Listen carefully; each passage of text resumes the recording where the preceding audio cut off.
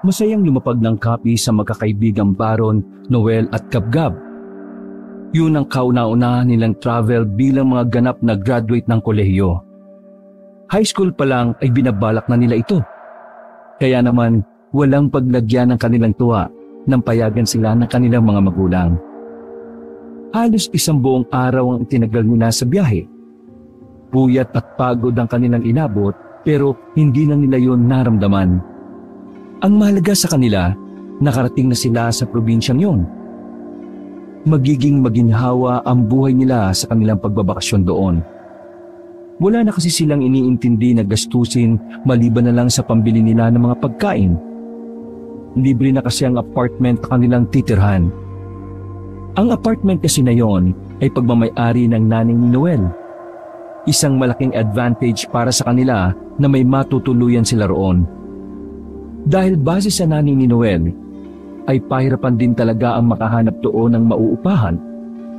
Kahit kasi moderno na ang panahon, bilang pa rin sa daliri ang mga paupahan sa lugar na kanilang pinuntahan. Sa wakas, nandito na rin tayo. Uy, sigurado kang alam mo kung saan ang apartment ng mama mo rito ah? Oo nga, wala kang tiwala no? Paano ko magtitiwala? First time mo lang din namang makapunta rito. Magaling ako sa direksyon no? Pero pre, matanong ko lang bakit ba dito sa Capiz naisipan ng mama mo na magtayo ng apartment? Di ba dapat sa Maynila kasi mas maraming uupa kaysa rito? Yung bahay kasi na yon, dating bahay ng lolo ko, minana ni mama. Kesa ipag-iba, pinagkakitaan na lang. Business-minded kasi mama ni Noel. Kung sa bagay, tama nga naman na pakinabangan ng mga itatapon na.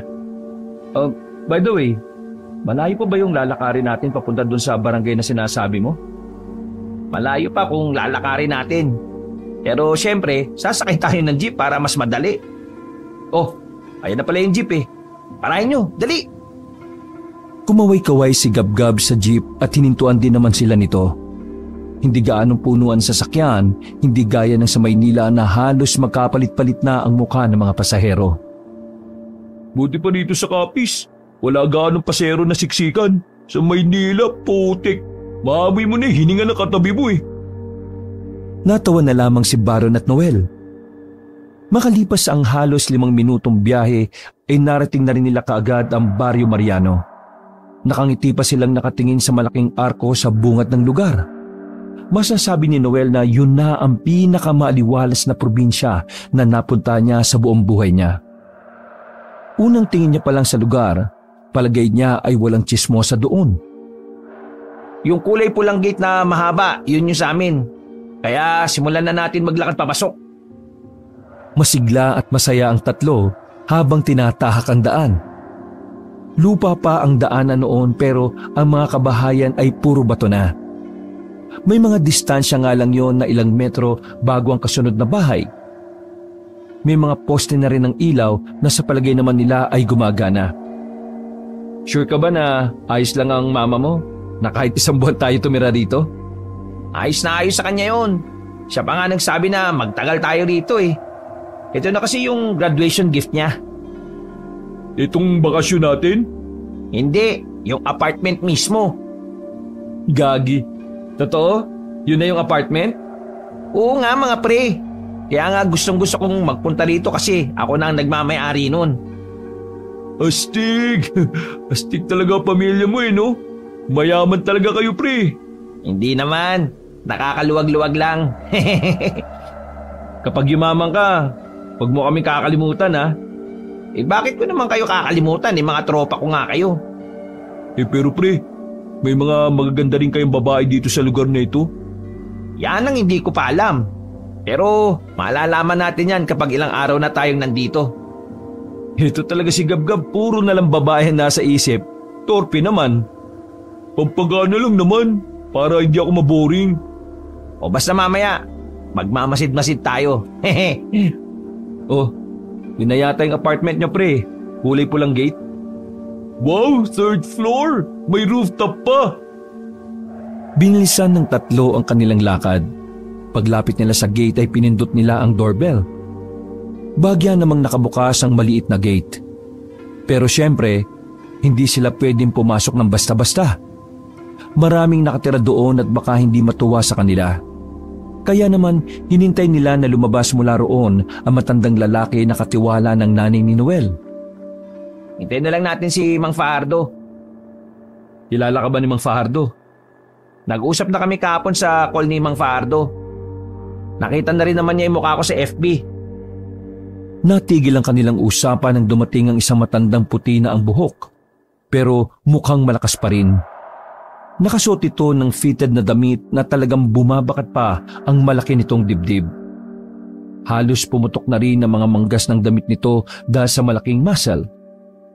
Unang tingin ni Baron, batid na niyang alagang-alaga na matanda ang katawan nito. Sa palagay niya nga, kayang-kaya silang ibalibag ng matanda nang walang kahirap-hirap. Pre, maskulado yan ah. Parang kaunting pagkakamali lang natin, bibigwasan tayo eh. Shh! Huwag ka maingay. Seryoso silang tiningnan ni Mang Fajardo. Parang hinuhusgahan sila nito mula ulo hanggang paa. Sino sa inyo si Noel na anak ni Maricel? Ako po yun. Ako po yung anak ni Maricel.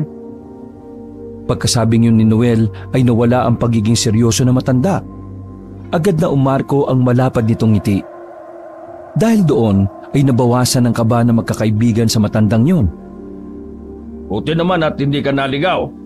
Nako, hali kayo. Pumasok kayo dali. Sabi ko na nga ba, ikaw yung anak ni Maricel eh.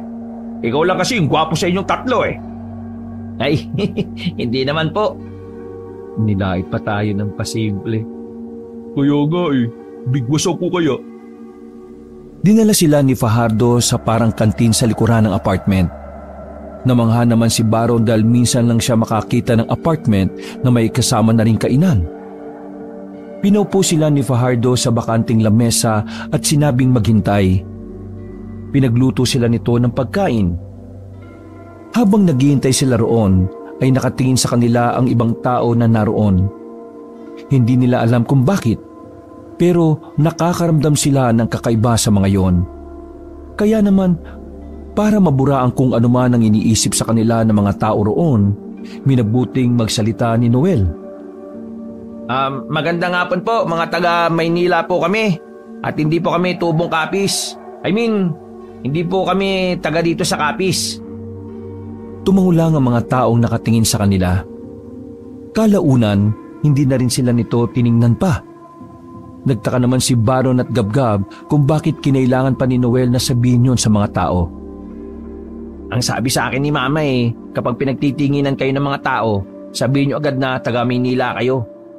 Kapag kasi hindi sila pamilyar sa inyo, pwede nilang isipin na taga-ibang lugar kayo dito sa Capiz. At ang mga taga-ibang lugar sa Capiz, pinaghihinalaan nilang... Lumapit si Baron at Gabgab para ibulong ni Noel ang karugtong na sasabihin. Aswang! Nakatinginan si Baron at Gabgab na may naguguluhang muka. Aswang? Totoo ba talaga yung theory na maraming aswang sa probinsyang ito? Hindi ko alam kung totoong marami. Pero ang alam ko lang, totoong talagang meron. Ang kwento sa akin ni Mama nung bata pa siya rito yung tatay niya may nakalabang aswang daw sa gubat. Pero di naman daw nila napatay kasi nakaalis ka agad Basta, sabi ni Mama, parang normal lang naman ang mga aswang dito nung araw. Pero base rin naman sa kanya, parang wala na raw yun ngayon. Pero huwag tayong pakampante kasi hindi naman tayo taga dito Mas magandang sigurado tayo. Kung sa bagay pre, yung tiyuhin ko rin kasi galing sila rito last year sa Capiz. Pag uwi nila, yung isa nilang kasama nabarang na. So ibig sabihin, marami talagang mga bagay na hindi ka panipaniwala dito na dapat pinaniniwalaan natin para nakakapaganda tayo. Tinapik ni Baron si Gabgab dahil sa tuwa. Minsan lang kasi nila makitang may sense ang sinasabi nito kaya nanibago sila. Mukhang maganda yata tama sa'yo ng utot ng ali sa bus kanina dun sa bayan. Nagiging matino yung mga sinasabi mo Tama naman ako, di ba? Paniwalaan mo rin ang paniniwala ng iba kung gusto mong mabuhay sa lugar na hindi mo kinalakihan. Oh, ayan na yung pagkain natin Stop na muna yung aswang-aswang na yan. Nanahimik na rin sila nang ihain na ni Fajardo ang kanilang pagkain. Agad naman nilang tinikman yon. Munti ka nang masabi ni Gabgab na hindi masarap dahil matabang. Pero buti na lang, mas plastic pa sa plastic ang binata kaya hindi nakahalata ang matanda. Ganun pa man, naubos pa rin naman nila ang inihain ni Fajardo. Makalipas ang ilang minuto, hinatid na rin sila na matanda sa isang kwarto. Ang silid na yon ay tinatawag nilang semi-VIP. Hindi naman sobrang ganda, pero higit na mas malaki at mas maayos kumpara sa mga pangkaraniwang kwarto na naroon. Sinadya talaga ng nanay ni Noel na doon sila tumira dahil 3 silang magkakasama. Kapag may kailangan kayo o di kaya kapag may katanungan kayo, kausapin nyo lang ako, ha? Pumunta kayo dun sa kantin. May kwarto doon kung saan ako natutulog. Magsabi lang kayo. Ay, siya nga pala, Noel. Bukas na bukas din, aasikasuhin natin yung pag-transfer ng apartment sa pangalan mo. Maaga tayo bukas, ha? Sa ngayon magpahinga na muna kayo dahil alam kong wala pa kayong matinong tulog mula kahapon. Sige po. Maraming salamat po sa inyo, Mang Fajardo. Hindi nakapagtataka na kung bakit pinagkatiwalaan kayo ni Mama. Magaling talaga kayo. Wala nga naman. Ginagawa ko lang naman yung trabaho ko . Ngumiti sa kanila ang matanda at isa-isa silang tinapik sa balikat. Pagkatapos ay umalis na rin ito. Agad na sinalampak ni Gabgab ang katawan nito sa malambot na kama. Habang si Noel at Baro naman ay binuksan ng bintanang gawa sa salamin. Pagdungaw nila sa baba, nakita nila roon ng parang maliit na garden. Maraming tanim na kung ano-ano, pero karamihan ay puro gulay. Goods na goods tumira dito, pre . Kaso nasa Maynila pa rin talaga yung opportunity. Yun nga rin ang naiisip ko. Napatingin silang dalawa kay Gabgab nang makita nilang may hinalungkat ito sa malaking bag nito. Oh, bakit Gab? May nawawala ba sa'yo? Nang makuha na ni Gabgab ang isang pulseras na yari sa abak, lumapit ito sa kanila at pinakita. Kakateks lang kasi ni Mama . Sabi niya, iniligay niya ito sa bag ko. Para saan naman yan? Pangontra daw to sa aswang. Naniniwala rin kasi yun sa mga aswang-aswang . Kaya nung malaman niya na sa kapis ang bakasyon natin, pumunta agad yun sa Quiapo tapos ayun, binili niya to. Sana all may sweet na Mama. Si Mama nung malaman na magbabakasyon ako rito, ang sabi ba naman niya sa akin wag na daw akong umuwi para mabawas-bawasan yung mga sakit sa ulo sa bahay. Sa bagay, may point naman yung Mama mo. Oo, pointless. Dakong 6:00 na makaramdam ng antok ang tatlo. Humiga sila sa kanya-kanya nilang kama. Naunang nakatulog si Gabgab at Noel. Pero si Baron, kahit na inaantok na sila, ay hindi pa rin siya mapakali sa higaan. Mga 7:00 na ng gabi nang bumangon si Baron. Naisipan niyang magpahangin na lamang sa rooftop. Habang tulog ang dalawa, lumabas siya ng kanyang silid. Hinawakan niya ang hagdan patungo sa rooftop. Napangiti siya nang makita niya yon sa dulong bahagi ng apartment. Pag-akyat niya roon, nakita niya ang isang babae na nasa kabilang bahagi ng rooftop. Nakatingin lang yon sa malayo habang hinahangin pa ang mahaba nitong buhok. Marahan nang naglakad si Baron patungo sa railings. Pero hindi pa man siya nakakarating doon, lumingon na sa kanya ang babae. Miss? Pwede bang tumambay dito? Blanko lamang ang reaksyon ng babae nang sumagot ito sa kanya. Pwede naman. Bakit? Hindi mo ba alam? Bago ka lang ba rito? Oo. Bago lang ako dito. Actually, nararating lang namin kanina. May kasama ka pala? Oo. Kasama ko yung anak na may-ari ng apartment na ito. Ganun ba? Isang katahimikan ang namayani noong mga sandaling yon. Hindi na rin naman nagsalita pa ang babae. Pasimple namang tumingin si Baron sa dalaga. Aminado siya na kahit saglit lang niyang natitigan ang mukha nito, masasabi niyang maganda ang dalagang yon. Maya-maya pa ay hindi inaasahan ni Baron na magsasalita ulit ang babae sa kanya. Lumapit ito sa kanya at seryosong nagbigay ng paalala. Huwag kayo masyadong makihalubilo sa mga hindi nyo kilala. Lalo't taga Maynila kayo. Lapitin kayo ng masasamang loob. Masasamang loob? Tulad ng alin? Ng aswang? Tumitig sa kanya ang dalaga ng makahulugan. Nakaramdam naman ng hiya si Baron kaya idinako na lamang niya ang mga mata sa ibang direksyon. Tama ka, aswang. Maraming aswang dito. Kaya mag-iingat kayo. Isang saglit ay pilit ng ngiti lamang ang huling ipinakita ng dalaga sa kanya. Gusto sanang itanong ni Baron kung ano ang pangalan ng babae. Pero sa kasamaang palad ay hindi siya nagkaroon ng lakas ng loob. Tila ba mas naging torpe pa siya kumpara kay Gabgab. Medyo weird, pero maganda siya. Napangiti pa si Baron. Pero nawala din ang ngiti niyang yon nang maisip muli ang mga sinabi ng babae. Wala pa silang isang araw doon pero puro aswang na kagad ang sumisiksik sa utak niya. Hindi naman na nakapagtataka dahil noon pa man ay marami ng haka-haka sa probinsyang yon. Hindi lang din talaga makapaniwala si Baron na may taong magsasabi sa kanya na magbibigay babala tungkol sa mga aswang. Dahil wala naman na siyang gagawin sa rooftop, bumalik na lamang siya sa kanilang silid. Masarap pa rin ang tulog ng dalawa ng mga oras na yon kaya pinilit na lang din niyang makatulog. Paggising niya kinaumagahan, wala ng tao sa dalawang kama. Bumangon siya habang nagmumuta pa. Nakita niya si Gabgab na kalalabas lang ng banyo. Katatapos lang maligo. Oh, nasan si Noel? Di ba maaga silang aalis ni Mang Fajardo? Inisikaso yung paglilipat ng pangalan ng apartment sa pangalan ni Noel. Ay, oo nga pala. Sabi ni Noel, baka abutin siya ng gabi dahil may dadaanan pa raw siyang iba nilang kamag-anak eh. Gusto mo ba sumama muna sa akin? O bakit? Saan ka naman pupunta? Sabi ni Mang Fajardo kanina bago sila umalis, sa kabilang baryo raw may perya.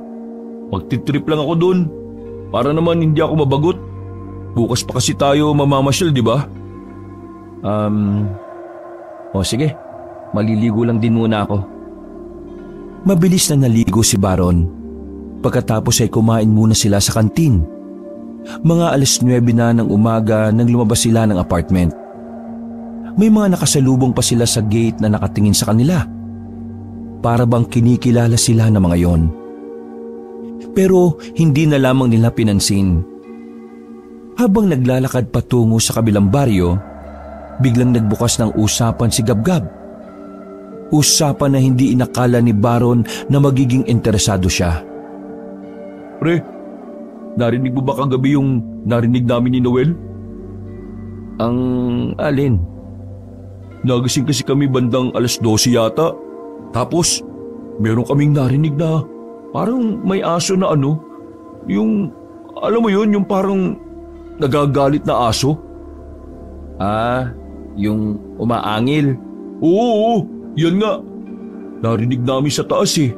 I mean, parang sa rooftop nang gagaling. Tingin mo pre, aswang kaya yun? Hindi na muna nakapagsalita si Baron. Sandali itong napaisip. Kahit 50-50 kasi ang paniniwala niya sa mga ganoong bagay, maging siya ay nahihiwagaan din. Isipin na lang din siguro nating aswang, no? Para kahit pa paano, hindi tayo maging kampante. I mean, maging alerto tayo, ganon. Sa kalagitnaan ng kanilang paglalakad, meron silang nakitang matandang babae. Hindi pa naman ito kuba, pero halatang halata ang kabagalan nito sa paglalakad. Hindi naman sana nila yon papansinin, pero bigla na lang sila nitong tinawag. Bilang paggalang, ay nilingon nila ang matanda at tinanong, "Bakit tunay?" Ang pangalan ko, Herminia. Pwede niyo ba akong samahan? Samahan po? Saan naman po? Pauwi na kasi ako. Pero hindi ko na matandaan ng dadaanan ko. Nag-uulyanin na kasi ako eh. Sasagot pa sana si Baron nang sandali siyang hilahin ni Gabgab sa gilid. Uy, di ba sinabihan tayo ni Noel na wag muna tayo makikipag-usap sa hindi natin kilala? Anong ginagawa mo? Tingnan mo yung matanda oh, kawawa naman. Mamaya hindi pa yan makauwi, konsensya pa natin. Eh ano naman magagawa mo? Hindi nga natin alam kung nasa nakatira yan eh. Ano ka ba? Huwag natin kausapin yan. Sang-ayon naman si Baron sa sinabi ni Gabgab. Sadyang nangibabaw lang talaga ang awa nito para sa matandang si Herminia. Muli nilang binalikan ng matanda at kinausap. Nay, pasensya na po Hindi rin po kasi kami taga rito eh. Hindi kayo taga rito. Taga saan ba kayo at anong ginagawa nyo rito sa Capiz? Ano po eh, Nay, pasensya na po, nagmamadali po kasi kami. Babay na po. Hinila na ni Gabgab si Baron palayo. Hindi na nito hinayaan na humaba pa ang usapan nila ng matanda. Nang bagyang makalayo na at saka lamang binitiwan ni Gabgab ang kaibigan. Kulit mo no, sabing mo nang kausapin eh. Mukha namang hindi naman yun aswang eh. Eh paano kung aswang yun? Tapos madali ka. Ako, may dala akong pangontra. Eh ikaw, meron ka ba? Hindi na nakapagsalita pa si Baron ng mga sandaling yon. Nakatikim siya ng sermon kay Gabgab. Para hindi na rin humaba pa ang usapan, tinanggap na lamang ni Baron na mali ang ginawa niyang pakikipag-usap sa matanda. Ilang sandali lang ay nakarating na rin sila sa peryahan. Pero dahil maaga pa, hindi pa ganon karami ang tao. Dapat pala gabi tayo pumunta rito para medyo masaya eh. Ayos lang yun. Mas maganda nga ng kote para di siksikan eh. Ayun, dun tayo. May laruan dun oh. Color game. Eh tika, may pera ka ba? Wala. Eh ikaw meron. Ay nako, papalibre na naman tong dukhang ito. Tara tara! Lumapit sila sa color game at agad na sinubukan ng larong yon. Pero makalipas lang ang ilang minuto ay tinigilan na rin nila dahil parang inaasawa sila ng kamalasan. Pumunta naman sila sa isang booth. Pumasok sila sa loob pero wala namang tao. Base sa mga nakikita nila, parang booth ng isang magician yun. May mga kahon kasi roon na kakasya ang isang tao. Lalabas na sana sila nang biglang may dumating na dalaga. Namukhaan yun ni Baron. Pero hindi na niya yon nagawang kausapin pa nang bigla itong pumasok sa isang kahon. Miss, anong ginagawa mo dyan? Miss, baka hindi ka makahinga dyan. Sandaling bumukas ang kahon at nagsalita ang babae. Kita nilang tarantang-taranta ang mukha nito.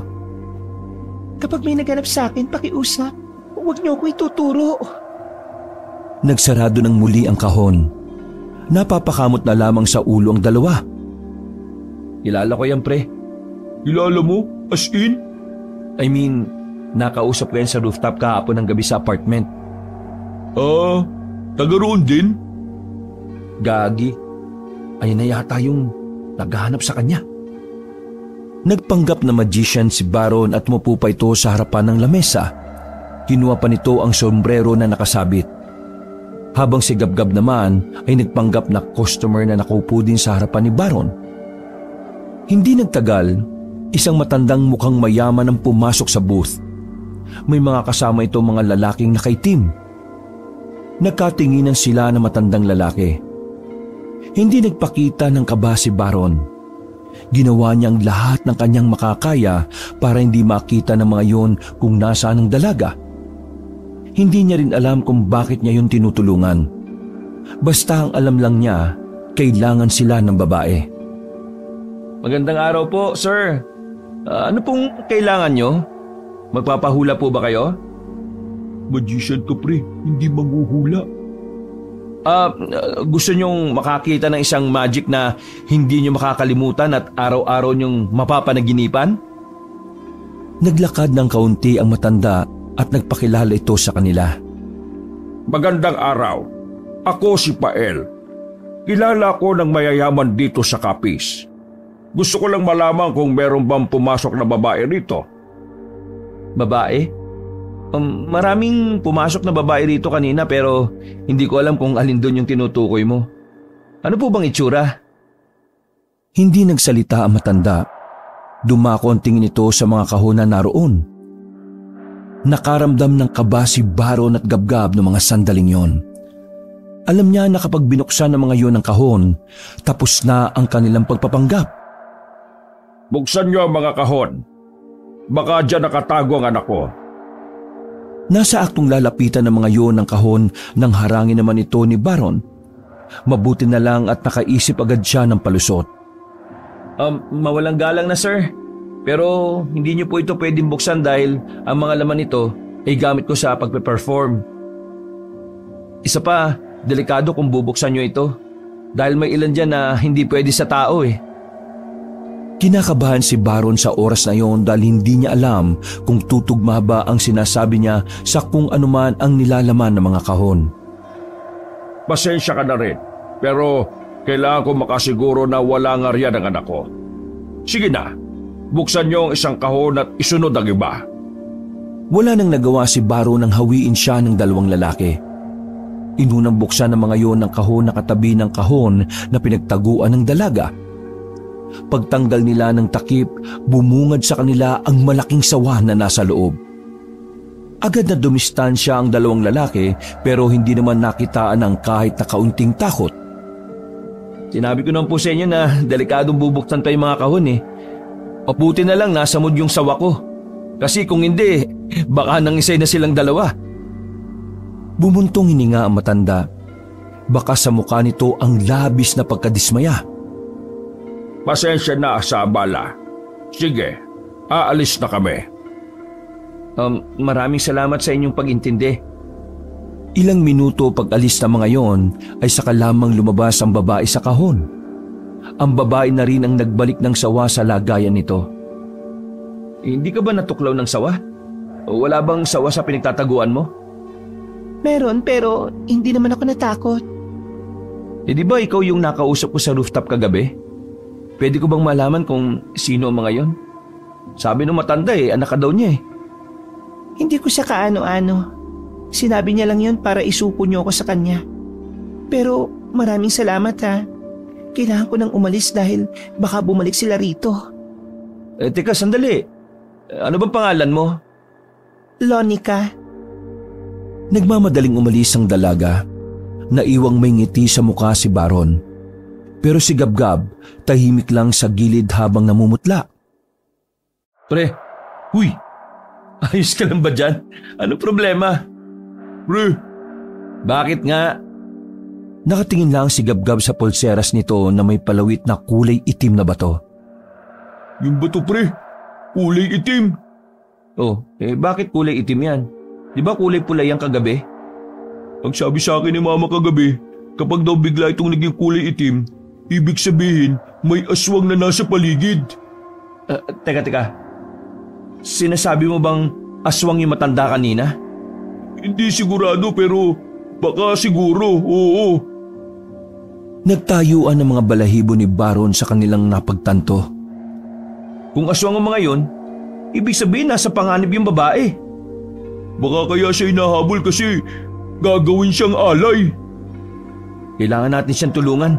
Hindi tayo pwedeng makialam. Nandito tayo para magsaya at mag-relax eh. Kung ano man yung iniisip mo pre please lang tigilan mo na yan. Baka malagay pa sa alanganin ng mga buhay natin eh. Napailing na lamang si Baron. Alam niyang tama naman si Gabgab. Isang malaking katangahan na ilagay nila ang sarili nila sa panganib para sa isang babaeng hindi naman nila kilala.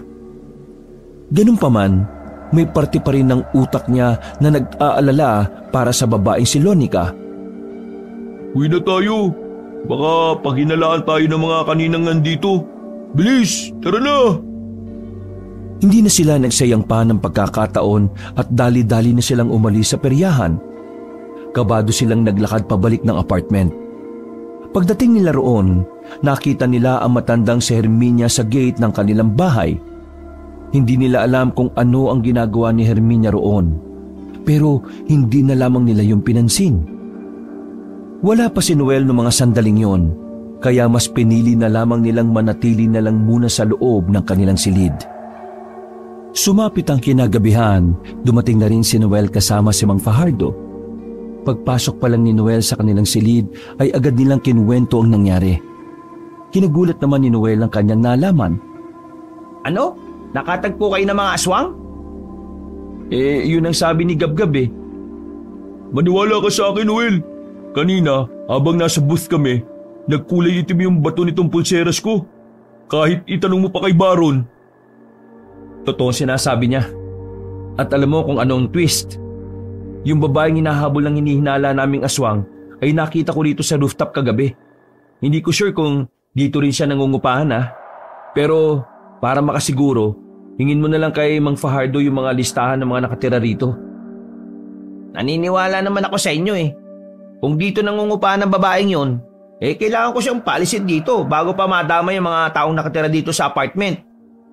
Pre, hindi ko inakala na magiging ganito ang unang araw natin dito. Gusto niyo ba umuwi na lang tayo? Wag. Masasayang ang effort natin. Ang gawin na lang natin magsawalang bahala tayo. Kunwari, wala tayong alam. Bukas na bukas, mamasyal agad tayo para kahit na papano makalimot tayo. Nung gabing yon, hindi na nakakain ng maayos ang magkakaibigan. Pansin na pansin yun ni Mang Fajardo habang nasa kantin sila. Nilapitan sila na matanda. Sinamaan sila nito sa lamesa.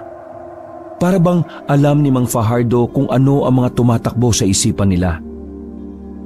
Mukhang may gumugulo sa isipan nyo, mga iho. Wala naman o. Alam ko kung ano yan. Kaya kung tapos na kayo kumain, sumunod kayo sa akin. Nagkatinginan ng tatlong binata. Nahiwagaan sila sa sinabi ng matanda at sa kung papaano ito umiti sa kanila na makahulugan.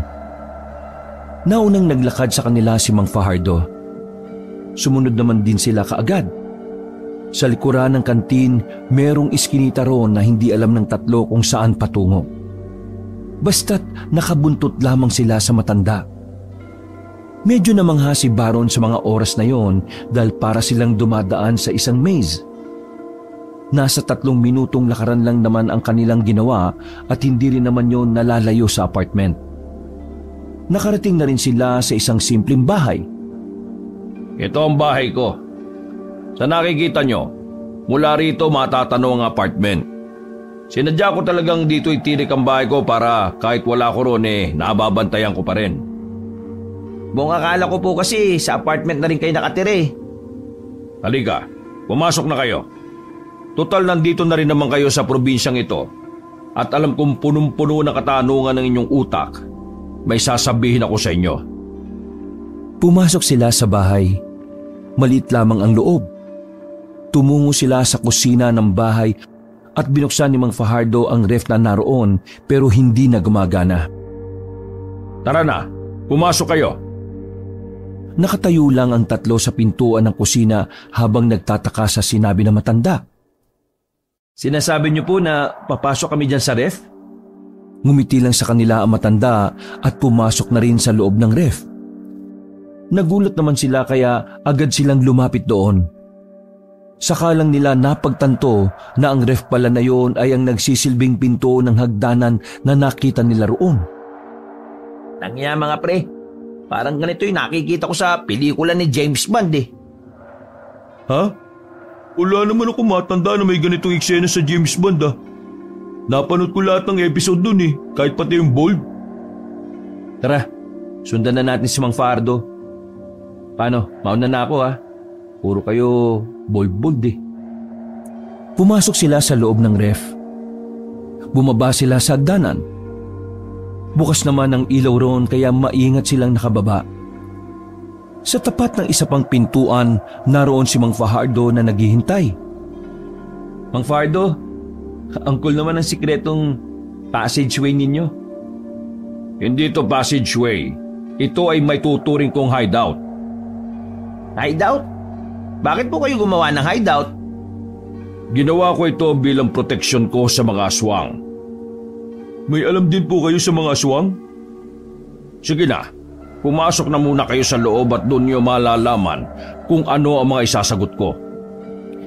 Binuksan ng matandang si Fajardo ang pintuan. Pagpindot nito ng switch ng ilaw sa silid, bumungad sa kanila ang mahahaba at matataas na kalibre ng baril na nakasabit pa sa pader. Bukod pa roon, meron ding mga katana sa kabilang dingding naman.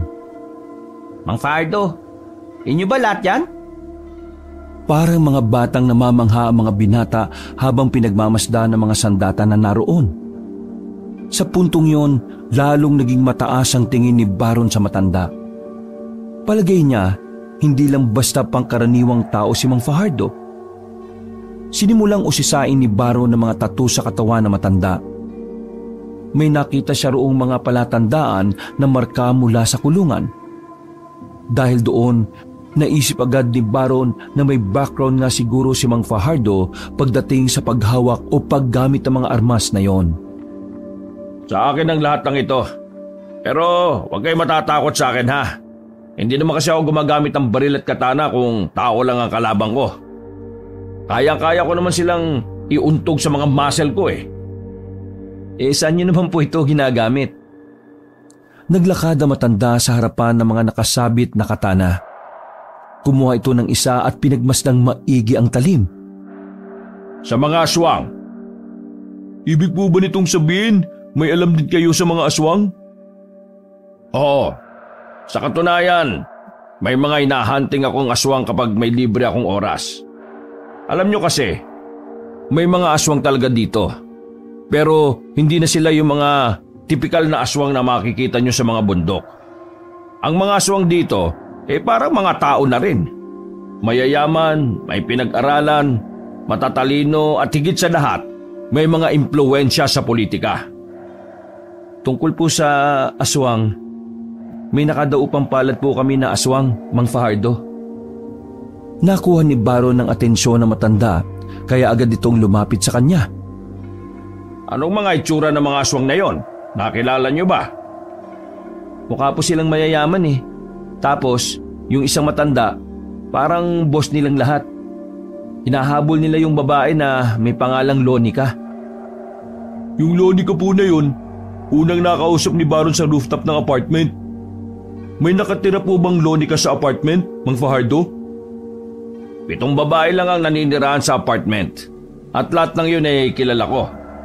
Maliban na lang dyan sa Lonica na yan. Mga pre, di kaya hindi naman talaga siya nakatira sa apartment?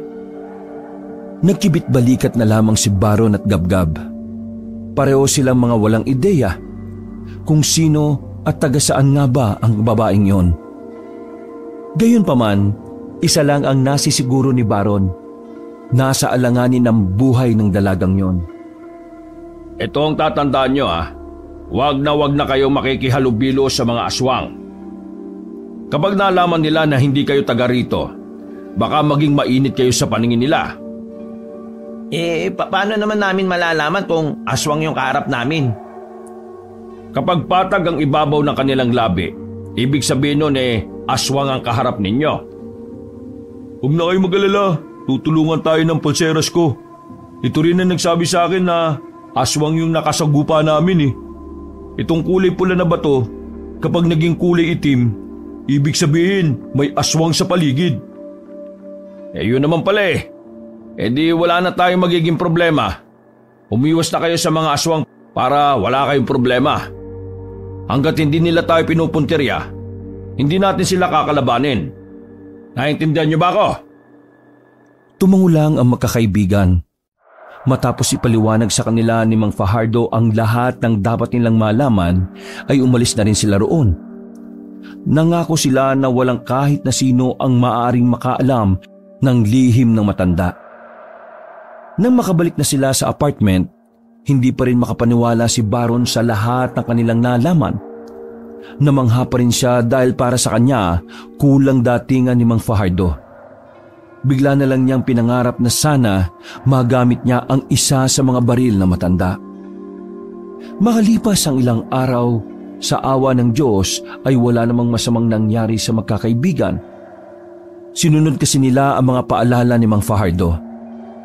Naging masaya ang mga nagdaang araw dahil kung saan-saang lugar sila namasyal. Hindi rin nila pinalagpas sa mga ilog na natatagpuan nila, lalo na kapag nakikita nila na may mga babaeng naliligo doon. Oh, nag-enjoy ba kayo sa pinuntahan natin? Malamang, enjoy na enjoy. Ang daming mga nakatupis kanina sa ilog eh. Oh, akala ko nga hindi na tayo uuwi. Mga loko, hindi naman yun ang tinutukoy ko eh. Ang tinutukoy ko ay yung lahat ng napasyalan natin ngayong araw. Pauwi na sila noon habang sakay ng jeep. Wala silang pakialam kung pinagtitinginan na sila ng mga kapwa pasahero dahil sa kaingayan nila. Lahat naman masaya eh, pero mas masaya talaga nung nasa ilog tayo, di ba Gab? Omsim, Lodi. Natatawa at napapailing na lamang sa kanila si Noel. Ilang sandali lang ay pumara na rin sila at bumaba. Malayo pa lang, natanaw na agad nila ang isang matanda sa harapan ng kanilang gate. Nakatayo lamang yun doon na parang naghihintay ng dadaan na tricycle. Nang medyo malapit na sila ay nakilala ni Baron at Gabgab ang matanda. Hindi sila pwedeng magkamali. Ang matandang yon ay ang nakita nila noong patungo sila sa peryahan. Nagtataka si Baron kung bakit yun naroon. Hindi niya naman nasabing nagkataon lang yon dahil pangalawang beses na yon. Napatingin kay Baron at Gabgab ang matanda nang nasa tapat na sila ng gate. Hindi na lang sana nila yon papansinin pero tinawag silang dalawa. Mga iho. Mawalang galang na po. Kilala niyo po kami? Hindi ka naman kasama. Parang napaya si Noel kaya nanahimik na lamang ito habang kumakamot ng ulo. Magandang hapon po, Nay. Ano pong ginagawa niyo rito? Taga rito rin ba kayo sa Barangay Mariano? Hindi.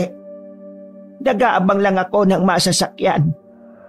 Sabi kasi nila dito raw madalas may dumaraan eh. Mga iho, pwede niyo ba akong tulungan? Tulungan? Ano po ba yun? Bako ko sabihin, gusto ko lang ipaalam sa inyo na hindi ako masamang tao. Wala lang talaga akong malapitan na tulong. Alam ko pong hindi ako kasali pero gusto ko lang pong malaman kung anong klase ng tulong ba ang gusto ninyo. Tumingin na matandang si Herminia kay Noel nang makahulugan. Parang kinurot ang puso nito nang makitang tila naging malungkot ang mga mata ng matandang si Herminia. Kahit si Gabgab na ayaw na sanang patulan ng pakikipag-usap doon ay parang naawa na rin. Ano po bang problema, Nay? May sakit ang apo ko. Pero wala akong magawa para gumaling siya dahil wala naman akong pera pambili ng gamot. Isang araw na siyang may sakit. Kung pwede lang sana, ihatid niyo ako sa bahay. Wala rin kasi akong pamasahe. Magmamakawa lang ako sa masasakyan ko. At bukod pa roon, hindi magawang maasikaso ang apo ko dahil mabilis din naman akong mapagod. Nahihirapan na rin akong kumilos-kilos. Nagkatinginan ng tatlong magkakaibigan. Parang nag-uusap sila sa pamamagitan ng mga tinginan nila. Sa huli, hindi na sila nakatiis pa. Dahil nadala sila ng awa, pumayag silang tulungan ng matanda. Kahit na maigpit na sinasabi sa kanila ni Mang Fajardo na huwag silang makikipag-usap sa mga taong hindi nila kilala. Ganito na lang, Nay. Bibili po tayo ng gamot na kailangan ninyo. Pagkatapos, ihatid po namin kayo sa bahay ninyo. Basta po, alam nyo kung saan kayo nakatira, ha? Huwag kayong mag-alala. Naalala ko na kung saan ako nakatira. Kayong ang dalawa ay naalala ko na eh. Pero itong isa, hindi ko to kilala. Huwag po kayo mag-alala, Nay. Hindi ko rin po kayo kilala. Uy! Para kang timang. Nay, tara na ho. Bili na ho tayo ng gamot. Noong mga sandaling yon, hindi malaman ni Baron kung bakit ang gaan-gaan ng kalooban niya sa matanda. Kahit si Gabgab na hindi komportable nung una, ito pa ang unang nagsuggest na tulungan na lang nila si Herminia. Bumili sila ng gamot. Lahat ng kakailanganin para gumaling ang trangkaso at panghihina ng apo ng matanda ay binili na nila. Sa harap din ng butika ay may naparan na rin silang tricycle. Bumiyay sila agad at makalipas lang ng halos 20 minutos, nakarating na rin sila sa isang pang baryo. Ang baryo ng Alvaro. Nay, ang layo naman pala ng tirahan ninyo. Malapit lang naman kami noon sa Mariano. Pero napilitan kaming lumipat ng apo ko rito. Pumasok sila sa baryo. Wala namang pagkakaiba ang baryo ng Alvaro kumpara sa baryo ng Mariano. Pareho lang naman din ang mga tao. May mga kabahayan na rin na nagsasabay na rin sa pagiging moderno. Malapit na ang pista rito. Sa makalawa na. Sana'y makadalo kayo para may kasama kami ng apo ko. Isang katahimikan lang ang naitubo ng tatlo. Hindi kasi nila masagot ng oo ang matanda dahil una sa lahat, hindi rin naman sila magtatagal doon. Pangalawa, wala silang balak na maging parte ng buhay nito. Gaya ng sinabi ni Mang Fajardo, hindi sila dapat magtiwala sa mga taong bigla na lamang nilang nakikilala. Naglakad sila ng halos 5 minuto. Pumasok sila sa isang iskinita. At ang bahay na sinasabi na matanda ay nakatirik pala sa isang liblib na lugar. Nakalisyon sa opisyal na daan ng baryo. Gawa lamang sa kahoy ang bahay at may bakuran na hindi naman kalakihan. Pero kahit na papaano ay malinis naman. Naunang lumapit ang matanda. Habang hinahanap ang susi sa bulsa ay nag-usap-usap muna ang tatlo. Guys, tama ba ginagawa natin? Hindi kaya magalit si Mang Fajardo kapag nalaman niyang sumama tayo sa hindi natin kilala? Wala naman siguro masama. At saka mukha namang hindi aswang si nanay. Sandaling tumingin si Gabgab sa bato ng kanyang pulseras. Hindi pa rin nagbabago ang kulay nito. Isang indikasyon lang yon na walang aswang sa paligid o kinaroroonan nila. Tulungan natin bago pa tayo magsisi na wala tayong ginawa. Ganon din naman ang tinuro sa akin ni Mama eh. Maging mabait tayo sa matatanda. Kasi hindi natin alam kung gaano na lang ang itatagal nila sa mundo. Ay nako, namiss ko bigla yung lola ko. Nilingon sila na matanda at sinenyasang pumasok na sa loob. Gasera lang ang ilaw doon pero dahil malaki ang gasera ay maliwanag na maliwanag sa loob. Pagtingin nila sa babaeng nakahiga sa papag, nakatinginan si Baron at Gabgab. Nakilala nila ang babaeng naroon. Maging ang babae ay nanlaki rin ng mga mata nang makita sila. Sandali, apo niyo po siya? Oo, apo ko siya. Bakit? Hindi ka ba naniniwala? Ay nako, hindi po. Ano po kasi? Hindi. Eh di, hindi ka nga naniniwala. Nay, ang ibig sabihin niya po ay naniniwala siya. Ang totoo po niyan, nakilala na namin ang apo niyong yan. Lonica po ang pangalan niya, di po ba? Namilog ang mga mata na matanda. Bigla itong kumuha ng itak at tinutok sa kanila. Nay, wala ho kaming ginawang masama sa kanya. Sabihin niyo sa akin, kayo ba ang nanakit sa apo ko? Hindi sila yon. Sila ang kinukwento ko sa inyong tumulong sa akin nung hinahabol ako ni Lolo Paen. Pero hindi kasali yung isa. Kamot ulo na naman si Noel. Extra character lang yata ako dito eh. Kumalma ang matanda sa kanyang narinig. Binitiwan na ng matanda ang hawak-hawak nitong itak. Nakahinga naman ng maluwag ang tatlong binata. Hindi ko alam kung paanong nakilala niyo si Lola. Pero maraming salamat kasi dinala niyo siya rito. Ang totoo niyan, nag-uulyanin na si Lola. Madalas siyang nawawala rito. Kung sino-sino na lang ang naghahatid sa kanya. Kaya sobrang salamat talaga. Magandang loob kayong iuwi siya. Walang anuman. May binili pala kaming mga gamot para sa'yo. Para gumaling ka na kaagad. Kung hindi niyo mamasamain, sino ba talaga mga humahabol sa'yo? Ayos lang naman kung hindi mo sasagutin ha. Sandaling nagkatinginan si Lonica at ang matandang si Herminia. Sumenya sa matandang babae sa apo nito. Hindi ko alam kung maniniwala kayo o hindi. Pero mga aswang ang mga humahabol sa akin. Aswang si Lolo Pael. Yung matandang mayaman na nakita nyo nung nasa perya kayo. Kung ganun bakit kanila hinahabol? Negosyante rin ang lola ko. Pero noong malugi siya, lumapit siya kay Lolo Pael. Isang kilalang mayaman dito sa Capiz. Binenta niya ako sa matandang yon para masalba ulit ng lolo ko ang negosyo niya. Pero sa kasamaang palad, namatay siya sa sakit sa puso. Habang ako naman, tuluyan na ako napunta sa kamay ni Lolo Pael. Ang akala ko noon, ipapakasal ako sa apo niya. Pero nalaman ko kalaunan na mga aswang pala sila. At gagawin nila akong alay sa pagdiriwang nila ng ika-100 anibersaryo ng samahan nila. Ang samahan ng mga aswang dito sa Capiz. Sa hindi maipaliwanag na dahilan ay agad na nagtayuan ng mga balahibo ni Baron. Kitang-kita rin sa mukha ng mga kaibigan niya na nababahala rin ng mga ito. Napalunok ng laway si Baron dahil sa kilabot. Pinagpawisan din siya bigla ng malamig. Tumakas ako sa kanila. Pero pagbalik ko kay Lola, naging makakalimutin na siya dahil halos 2 taon din akong nawala.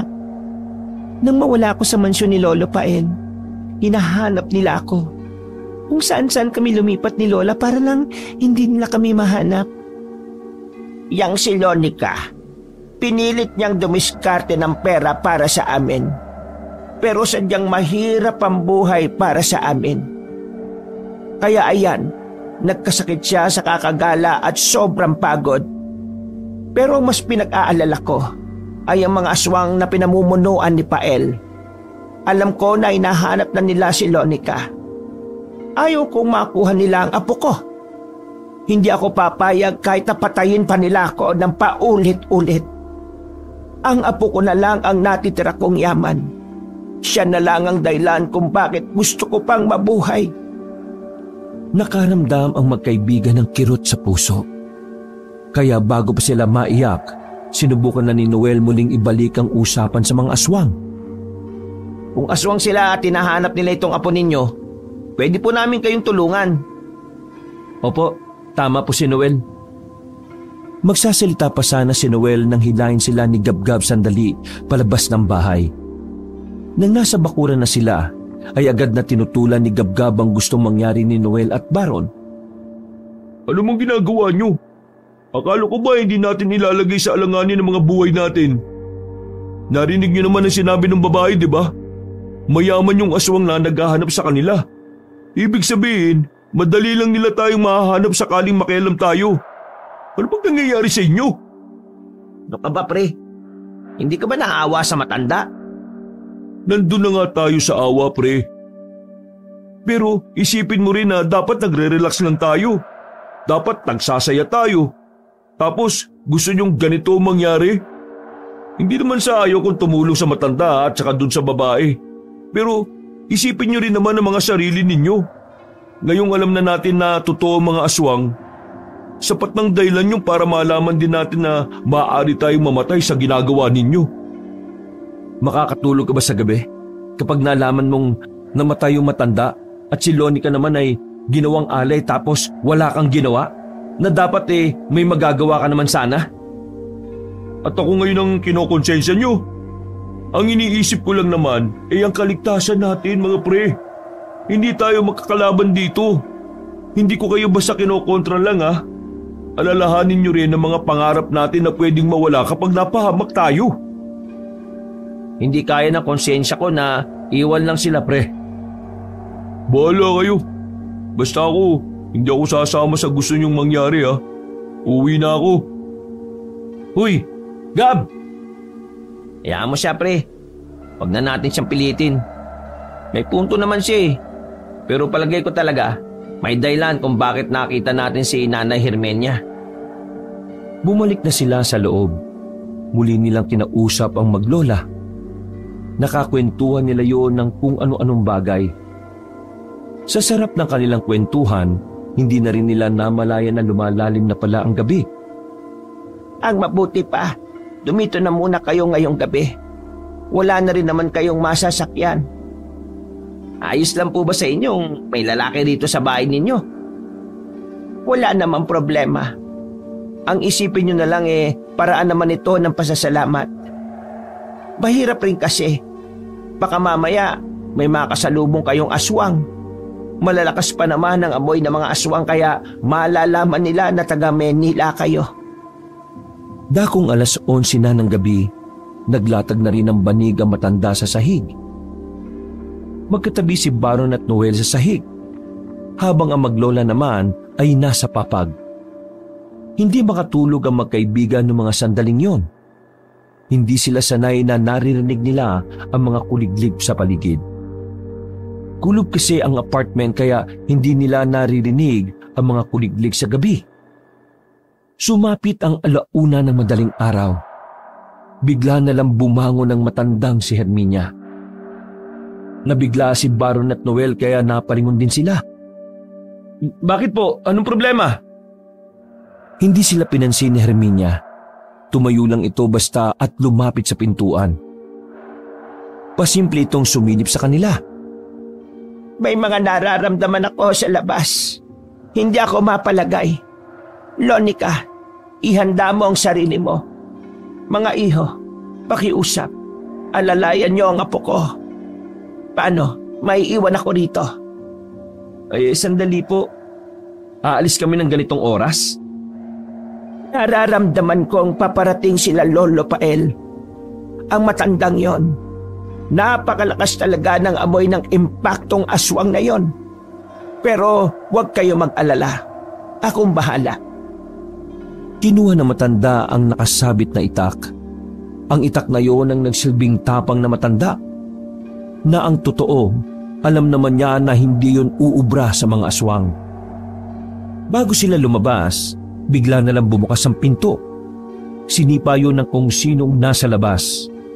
Maya-maya pa, biglang pumasok ang isang matanda na nakasuot ng magarang damit.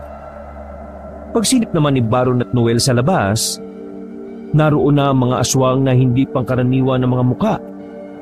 Nakakatakot, nakakakilabot, at nakakapanayo ng balahibo ang sandaling yon para kay Baron at Noel. Dahil sa puntong yon, malapit na nilang makita ang mga lihitimong aswang sa kapis. Herminia, akala ko patay ka na, pero buhay ka pa pala. At nagawa mo pa talagang itago sa akin si Lonica.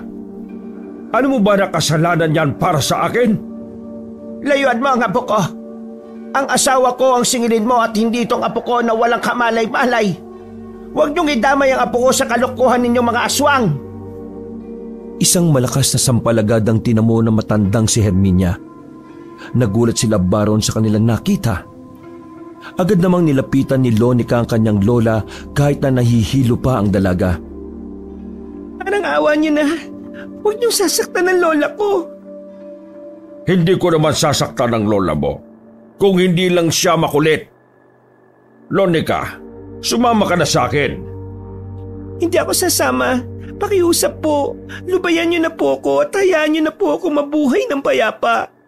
Hindi pwede. Malapit na ang ika-100 anibersaryo ng mga aswang.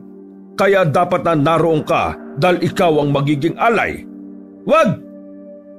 Natigil ang sasabihin ng pinuno ng mga aswang dahil sa sinabi ni Baron. Salubong ang kilay nitong nakatingin kay Baron. Agad namang kinabahan si Noel para sa kaligtasan nila. Kainis naman to. Nanahimik ka na lang sana eh. At sino ka namang hampas lupa para putulin ang pagsasalita ng pinuno ng mga aswang? Ako si Baron. Wala akong pakialam sa pangalan mo. Lumapit ang isang aswang na mahaba ang dila. Dinakma nito si Baron palapit kay Pael. Walang ano-ano, sinikmura ng matanda ang binata. Hindi makapaniwala si Baron na kahit matanda na yon ay malakas pa rin yung sumuntok. Sa katunayan, muntikan na siyang hindi makahinga. Tama. Naalala na kita. Ikaw yung siraulong magician sa perya nung hinahanap namin si Lonica, no? Pambihira. Niloko mo ako.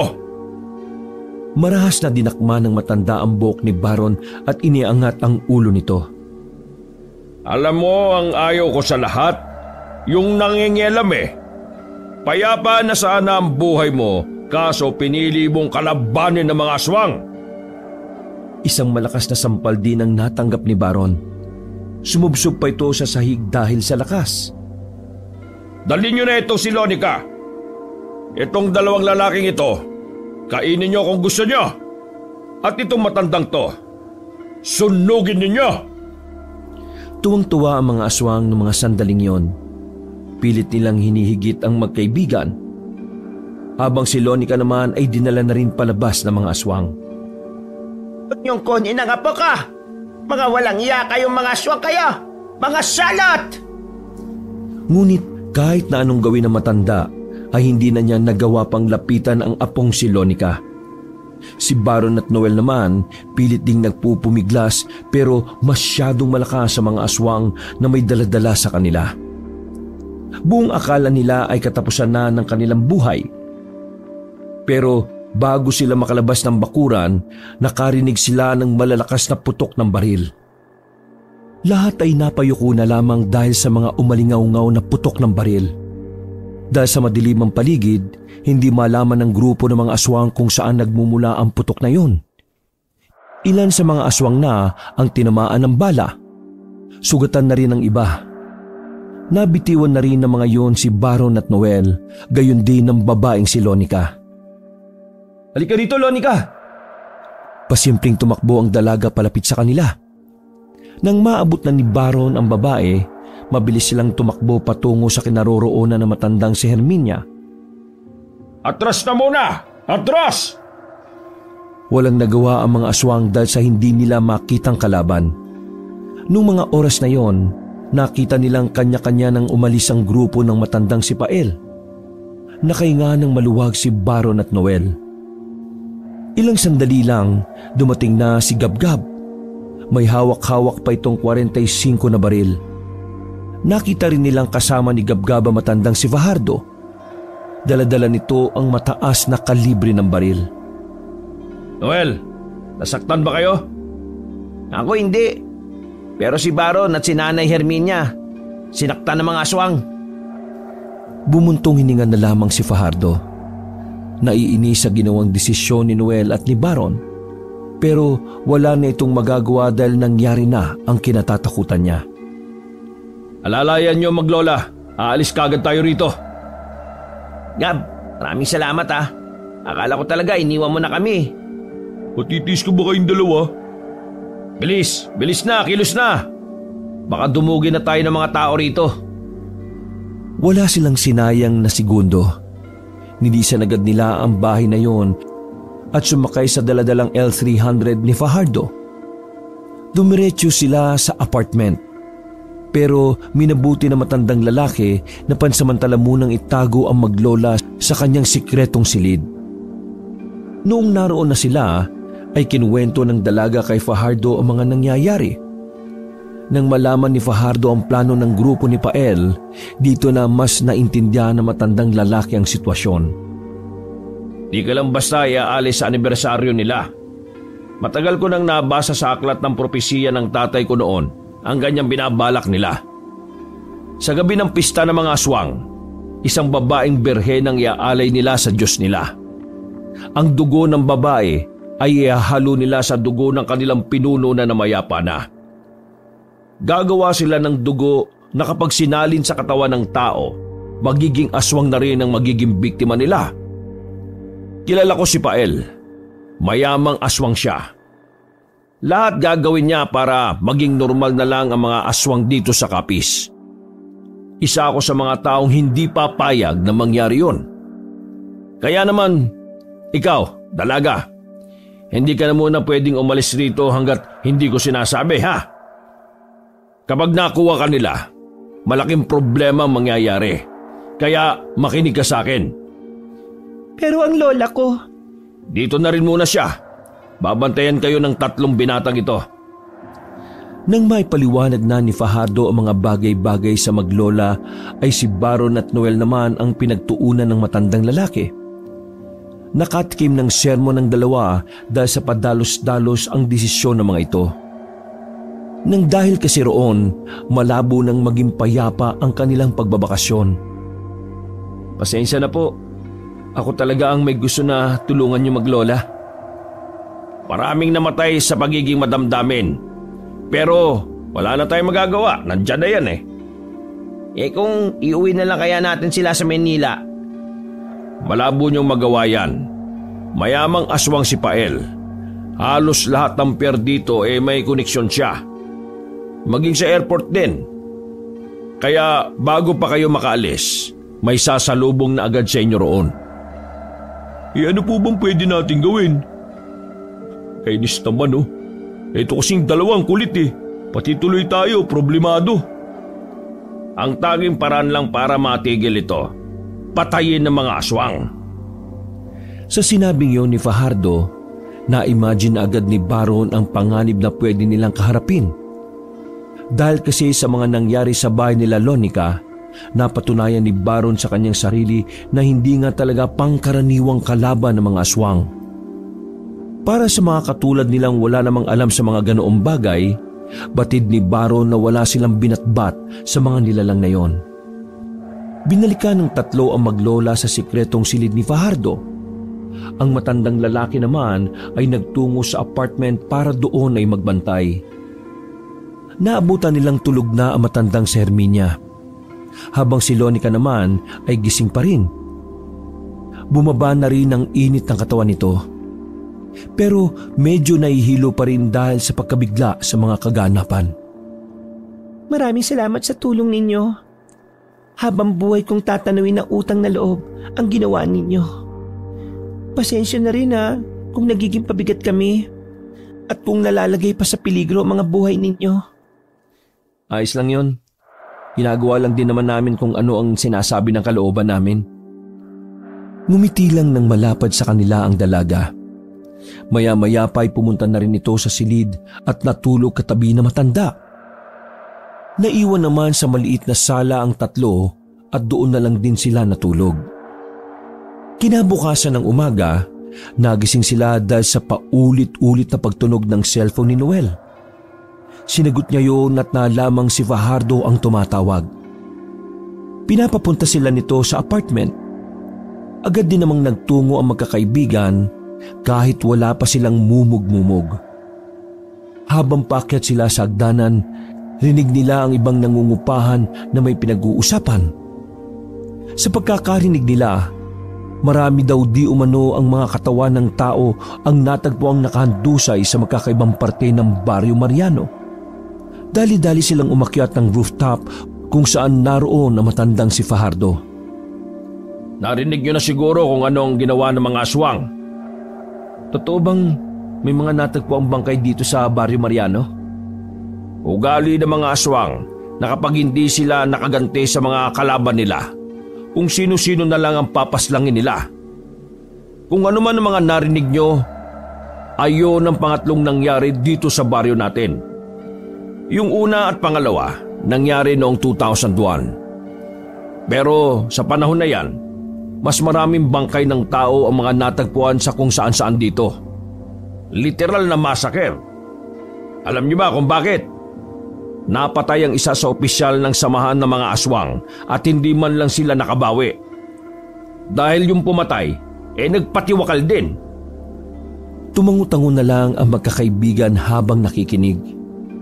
Ang pinupunto ko, na ganon sila kabangis. Nakaramdam na matinding kaba si Baron dahil namukha na silang dalawa ni Noel na mga aswang. Hindi malabong pati sila ay paslangin na lang din bigla. Ayoko pang mamatay. May naisip na po ba kayong plano para hindi kami mamatay? Kaya niyo ba akong samahan sa naiisip kong plano? Nagkatinginan silang tatlo.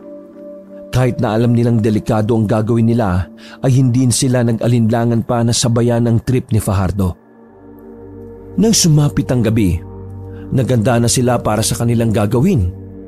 Pupuntahan nila ang baryo kung saan naroon ang grupo ni Pael. Handang-handa na sila noong mga oras na yon. may tag-iisa na silang baril. Pero palabas pa lang sila ng bahay ni Fajardo, naramdaman na agad nila na may mga matang nakatingin sa kanila mula sa kadiliman. Guys, nagkukulay itim itong bato na pulseras ko. Ibig sabihin, may mga aswang na sa paligid natin. Yung maglola, alalayan nyo. Hindi na rin tayo ligtas dito sa bahay ko. Kailangan na nating umalis dito. Sige po, ako na pong bahala sa kanila. Halos 3 minuto muna silang nakiramdam sa kanilang paligid. Maya-maya pa, narinig na lang nila ang mga yabag ng paa na tumatapak sa mga tuyong dahon. Hinanda na nila ang mga hawak nilang baril. Nang may lumitaw na aswang sa may likuran ng puno ng papaya, agad nila itong pinaputukan. Dito na rin nagsimula ang kaguluhan. Lonica, dito lang kayo sa akin ha, kahit na anong mangyari. Lakad na! Bilis! Langya, ngayon lang ako nakahawak ng baril eh. Paano ba to? Kalabitin mo lang yung gatilyo tapos tutok mo sa kanila. Habang naglalakad sila, ay pinagbababaril na nila ang mga aswang na nararamdaman nila sa paligid. Hindi na nakatiis pa si Gabgab.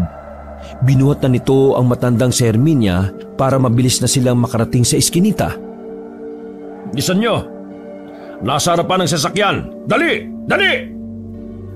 Nang makarating na sila sa apartment ay nakita pa sila ng ibang nangungupahan. Naguguluhan ng mga yon kung bakit may mga hawak silang baril. Mabuti na lang ay may kadiliman na ang parting dinaanan nila kaya hindi sila nakilala ng mga yon. Bilis! Sakay na! Diyos ko! Ang babagal! Sandali lang. Kita mo nang uugod-ugod ng tao eh. Nakasakay naman sila ng sasakyan noong mga oras na yon. Hindi na rin sila nagawa pang habulin ng mga aswang sa hindi nila malamang dahilan.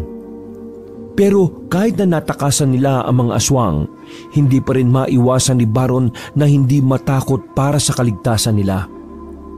Pakiramdam niya, kahit saan siguro sila magtago ay mahanap at mahanap sila ng mga aswang.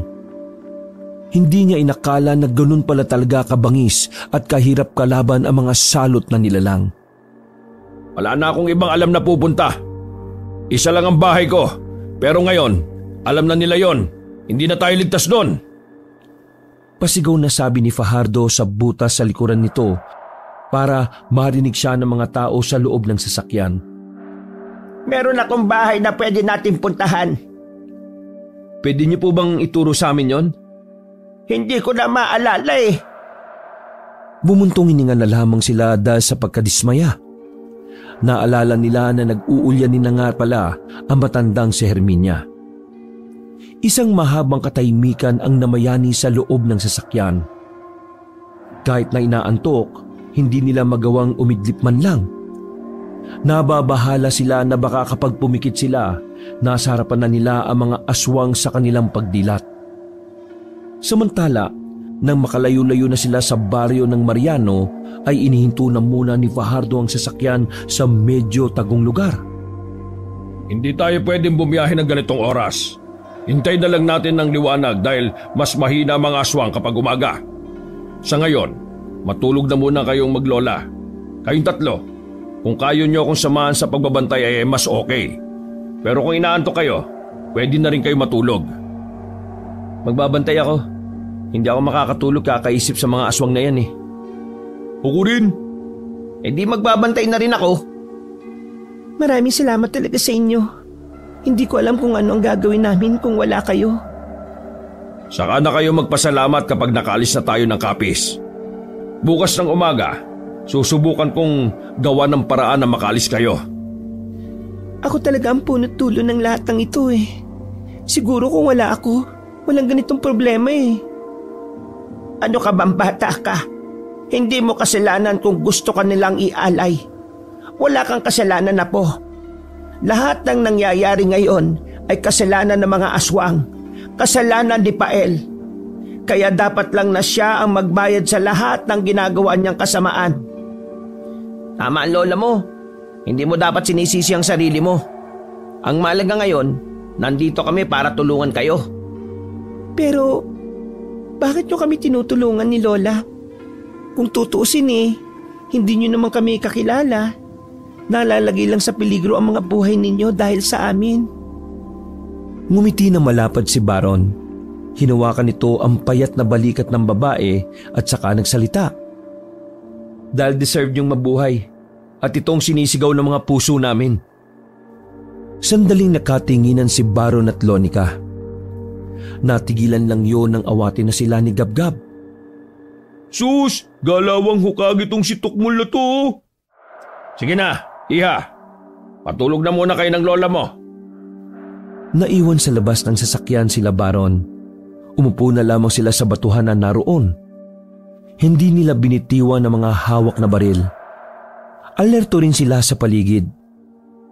Kapag may tunog na naririnig nila ay napaparanoid sila. Mabuti na lang at gumagana pa rin ang pulseras ni Gabgab.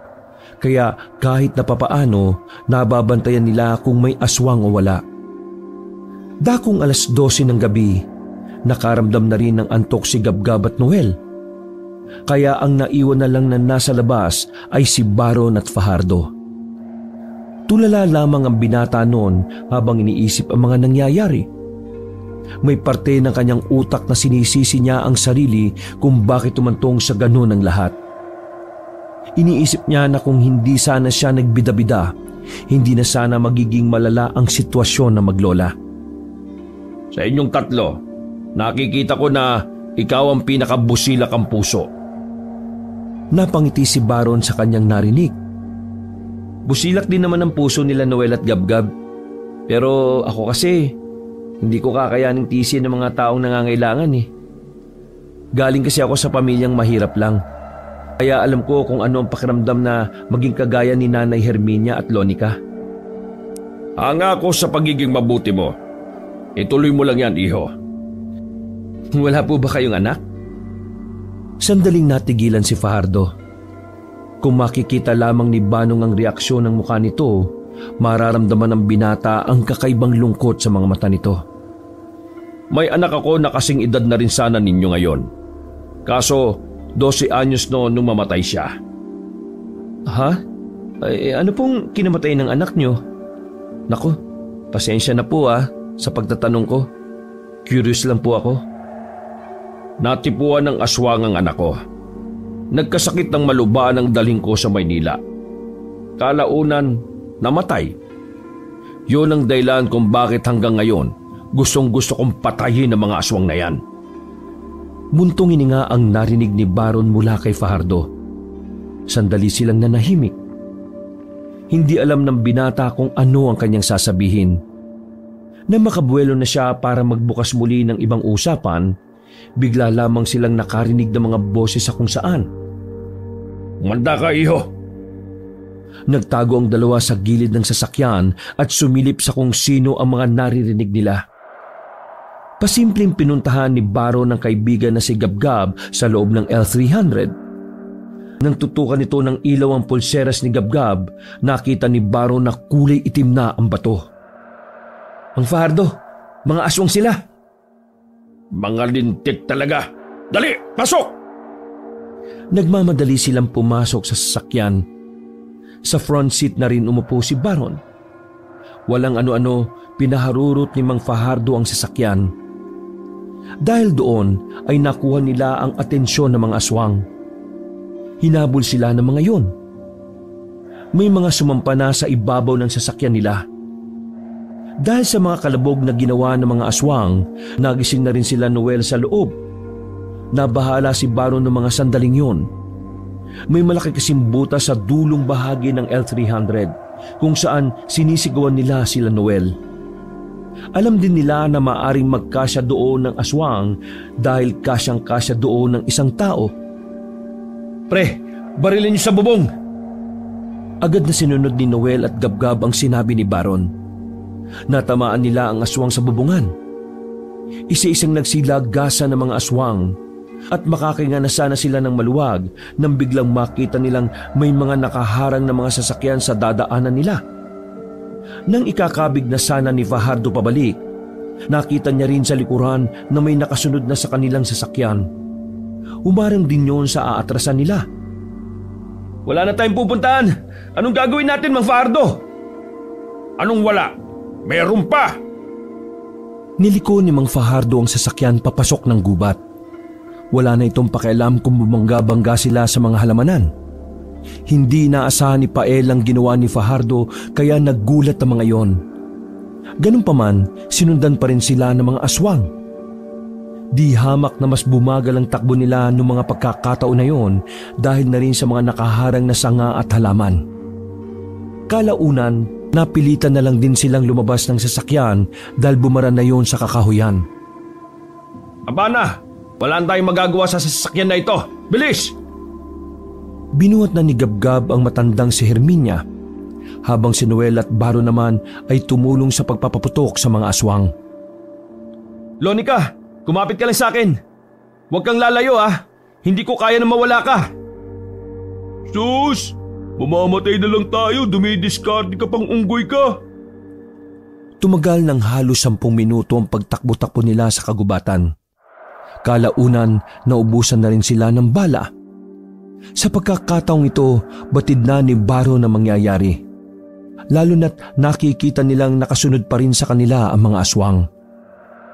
Nang marating na nila ang batuhan sa gilid ng ilog, tuluyan na silang naabutan nila Pael. Umangil-angil ang mababangis na aswang. Pumalibot yun sa kanila. Lumapit naman ang matandang si Pael na tumatawa-tawa pa. Hinahanga niyo ako dahil dumating na tayo sa puntong napagod na ako para lang maabutan kayo. Good job! Pero sa kasamaang palad, dito na magtatapos ang laro natin. Paano ka nakakasiguro na panalo ka na, Pael? Ha? Sino ka ba? Hindi naman kita kilala. Pero sa nakikita ko, parang ikaw yata ang leader-lidera ng mga supot na ito Lumapit ng bahagya si Pael kay Fajardo. Walang pasabing kinalmot na matandang si Pael ang mukha ni Fajardo. Nasugatan ng pisngi ni Fajardo hanggang sa liig. Agad namang itong napaupo. Tama na. Huwag niyo na silang saktan. Ako naman ang kailangan niyo, di ba? Tanga ka pala Kung hindi ka sana umalis ng mansyon, walang masasaktan. Kasalanan mo ang lahat ng ito, bruha ka Nakikiusap ako sa iyo. Palayain ko sila at sasama na ako sa iyo. Ano ko, tanga? Gumawa ka pa talaga ng kondisyon, Kahit hindi ko sila palayain, makukuha at makukuha kita. Isa-isa nilang pinaghahablot sila Baron. Pinalood sila nakahanay ni Fajardo. Ang matandang si Herminia naman ay walang awang pinagsasasampal hanggang sa mapahiga na ito. Huwag si Lola!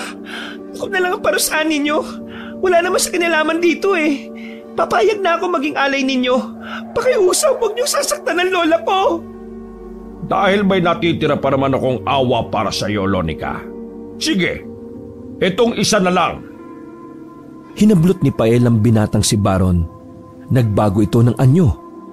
Pumangit ang mukha nito at lumabas ang mahaba at matutulis nitong pangil. Pumalibot pa ang dila nito sa liig ni Baron na siyang sumakal sa binata. Pero hindi nagpadaig si Baron. Kahit alam niyang mas lalong magagalit sa kanya ang lider ng mga aswang, sinapak niya rin sa mukha ang matandang si Pael. Naalis ang malagkit na dila nito sa liig ng binata at napatras saglit. Walang hiya ka! Sinakal ni Pael si Baron at pinagsasasapak sa mukha. Hindi ito tumigil hanggat hindi dumudugo ang nguso, ilong at kilay ni Baron. Sigaw ng sigaw sa kanya ang mga kaibigan niya pero wala itong magawa. Dahil sa mga pagkakataong yon ay binugbog na rin sila ng mga aswang.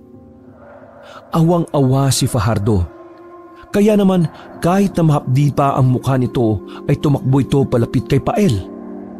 Pero sa kasamaang palad, bago siya makarating doon ay pinigilan na ito ng 2 aswang. Mga kasama, kainin nyo na ang gusto nyong kainin, maliban lang kay Lonica.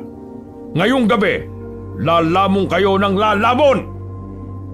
Parang mga asong umalulong ang mga yon. Nasa aktong lalapain na sila ng mga aswang nang biglang may nilalang na dumating.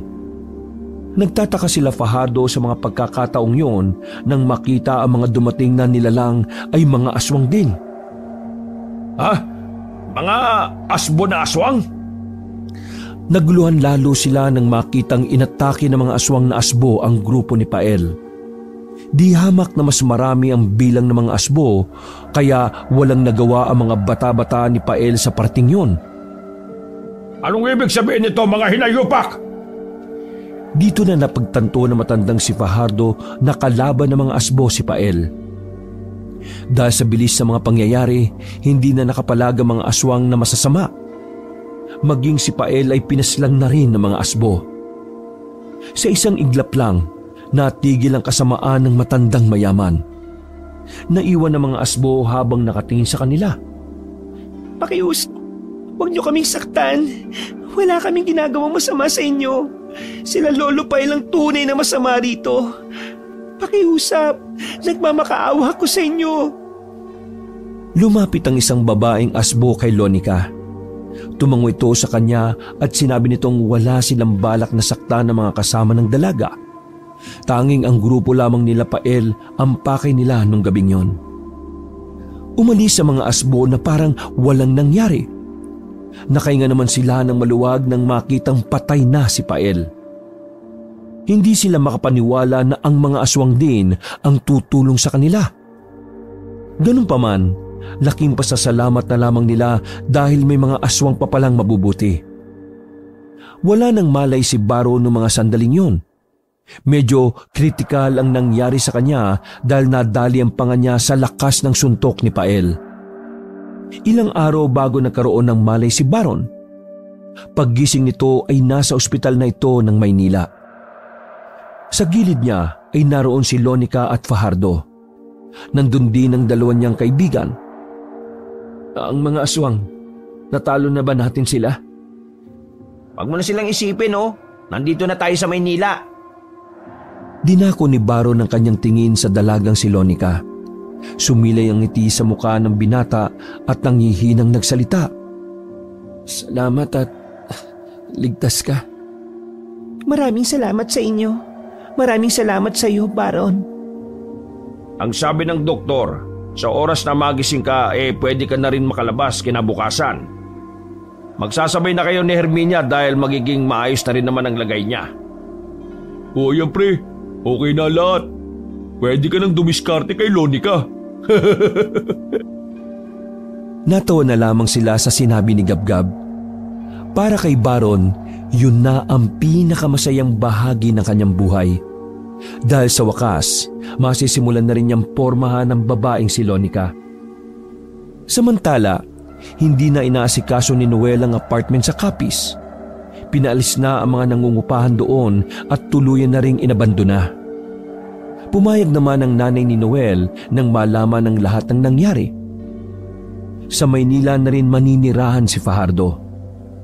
May kamag-anak naman daw ito sa Maynila kaya hindi na ito mahihirapan. Ang maglola naman na si Lonica at Herminia, tutulungan ng pamilya ni Noel na magkaroon ng pangkabuhayan na tirahan. Perpekto para kay Baron ang katapusan ng mga nangyari.